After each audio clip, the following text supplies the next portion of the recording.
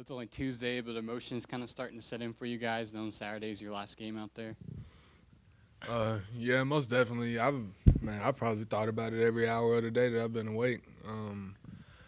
Going in, this is my 5th year. I redshirted my first year. Just knowing that this will be my last Tuesday practice for a home game. Breaking it down all the way to the smallest it can get. But I'm really excited. I'm gonna leave it all out on the field, and definitely knowing that this will be my last time sort of brings a chip on my shoulder. For me, it's an emotional time. I played as a true freshman. This is my I started against U of H, and so it's always a special game for me, for my family. So I'm really looking forward to it. Does it make it even more fitting then? That's kind of sandwiched between where you started and then where you ended playing the same team. Yeah, even though it's not the last game, it's kind of looking forward to end off on a good note on the team I started with. Trevis, you mentioned how you've kind of thought about every hour of every day. When did that start? Has that kind of been like a season-long thing for you of, oh, when it's coming to the end, or is there a particular time? I think it sort of occurred more towards the end of the season, but definitely at the beginning of the season, the thought was present. But as the time keeps clicking, it gets closer and closer. And now that this is the last week that I'll be able to prepare for a home game, it sort of dawned on me a little bit, like as I said, more towards the end of the season, and especially this week. Just understanding that this will be my last time to go out there. This will be my last time staying in the hotel that we stay in and having team dinner, everything. Is there any particular thing, all these games, all these home games that you guys had these 4 or 5 years that sticks out that just makes it something special to you about playing here at home? I think it's just the environment. Seeing the ups and downs throughout the seasons that we had, seeing the fans come and go, hearing the hurricane horn going into the fourth quarter. It's a lot of things that play a role in the games here at Chapman. But I think most importantly it's just the teammates. Understanding this is our last time suiting up at home with them, and it being our last time going to war with them.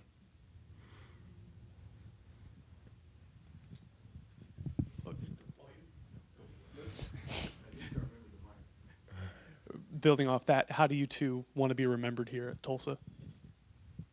Personally, just having great dedication, relentlessness, passion to play with my teammates, and just leaving a good overall note on my legacy here, and just knowing that my teammates can be able to reach out to me anytime we want. And although this will be our last game here at Chapman, it'll never be our last time communicating with our teammates and coaches too, staff also. So just making sure that personal connections are still, there and intact, and just reminding one another that although it is our last game, it won't be the last time that we're a part of each other's lives. For me, I want, especially the young guys, to remember me as a leader, someone that they could always come to and ask for help on or off the field. Even advice for family or anything. I know how hard it is. I had my own struggles this year, so just being able to just be in those young guys' corner, because you never know what they're struggling with, whatever, and even just keep bonding with the older guys, because last game in Chapman Stadium, that's what makes it special.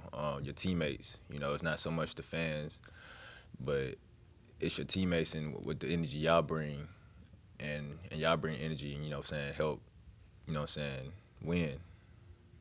And that's really what I want them to remember. Trevis, where does your willingness to continually do things the right way and finish strong come from? Because there have been times where it would have been easy to say, I'm done with this, I'm too frustrated or whatever. Where does that come from for you?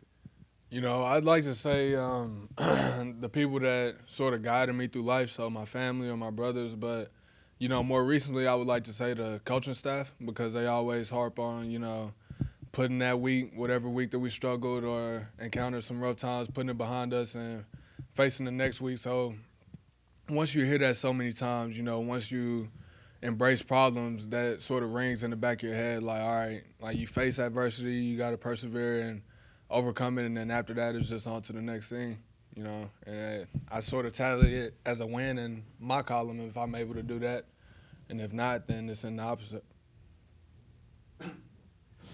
Trevis, you have aspirations to play, maybe in the NFL or play professionally after this.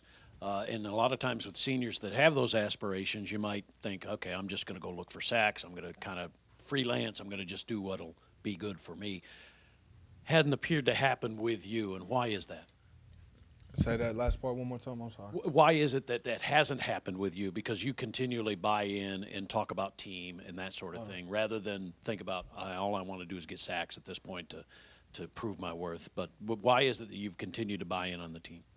I think it's just an understanding of it's not me versus 11 people. It's me along with Zaven, Kennan, even on the other side of the ball. It's my whole team or our whole team against another team. So I can't be selfish and try to pad my stats and, make sure that my resume looks good, because at the end of the day, I mean, everything that I do separately will account for itself, but at the same time, I don't see it as me being on the field by myself. If I were to do things like that, try to get sacks or, get tackles for losses on my own without running the defense that's called, then that would be me cheating my teammates, I feel like, just because it's not a one-person game and it's a team game.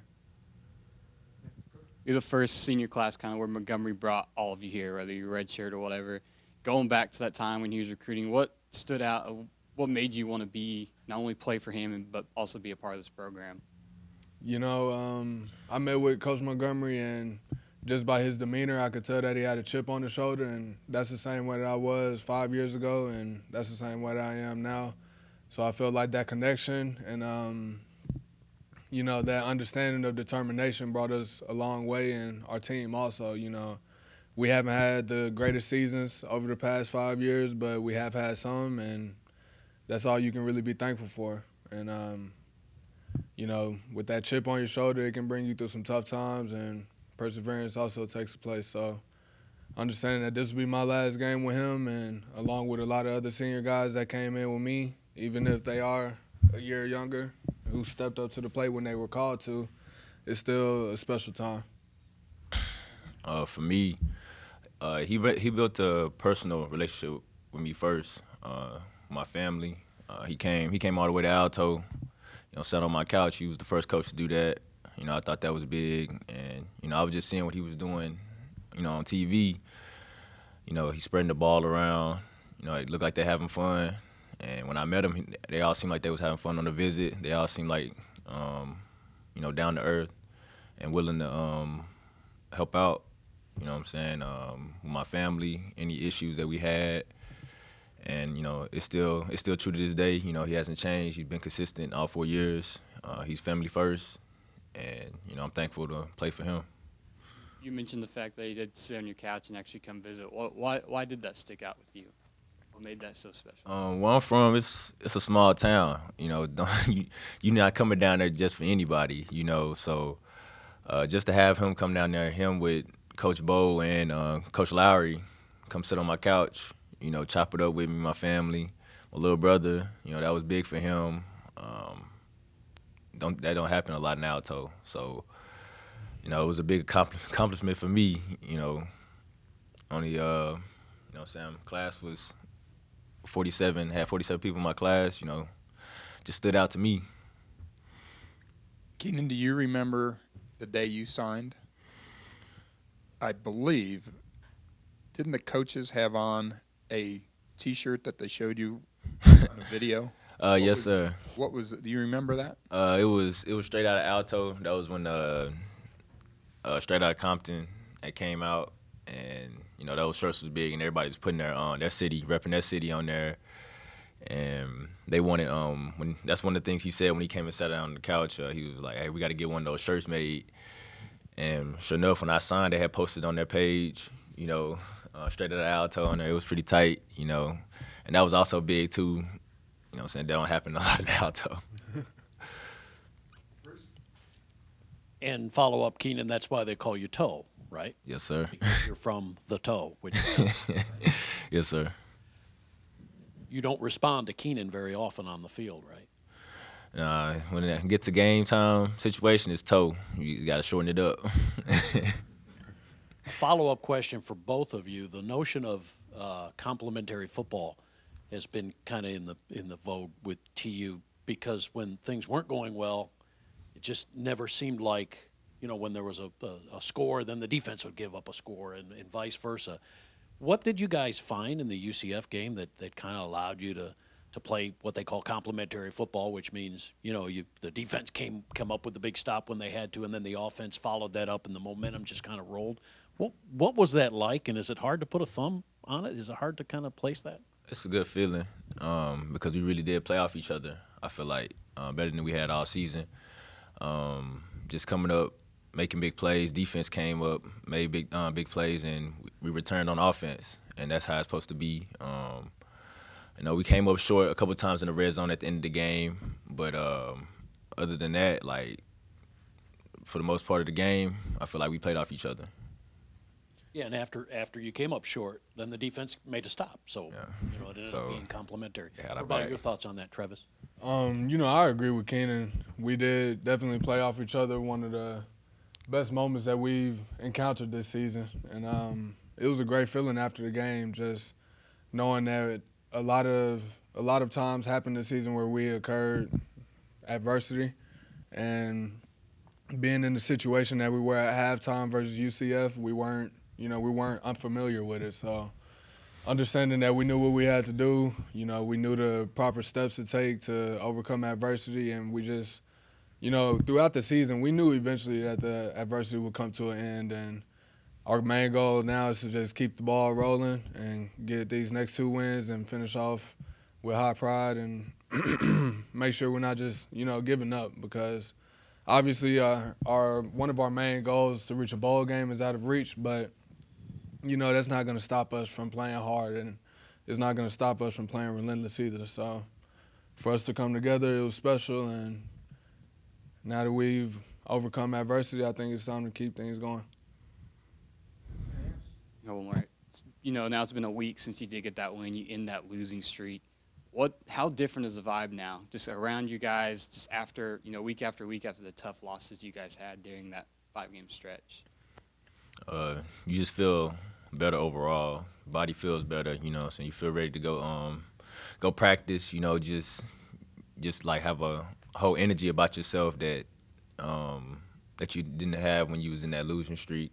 You just trying to fight and get a win. But now that you taste the feeling of victory, you know, you just want to do it again. And it makes you hungry, makes you work harder. And I feel like that's how everybody approach the bye week, and I feel like that's how we're gonna approach the game week. Anything else, players? Thank you, guys.